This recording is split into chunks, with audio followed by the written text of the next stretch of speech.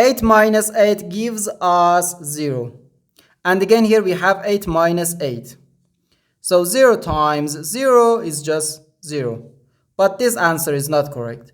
Because according to the order of operations, which is PEMDAS, P stands for parentheses, E stands for exponent, M and D stands for multiplication and division, and A and S stands for addition and subtraction.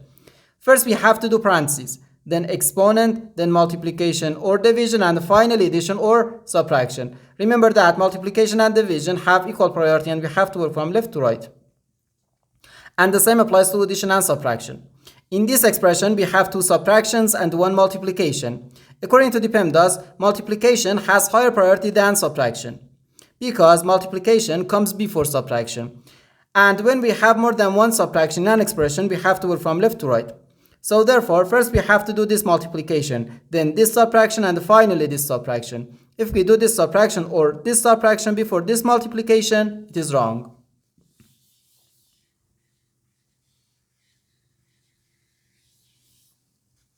So first we have to do this multiplication. 8 times 8 gives us 64.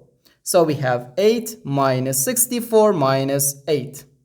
Now we have to do this subtraction. 8 minus 64 equals negative 56.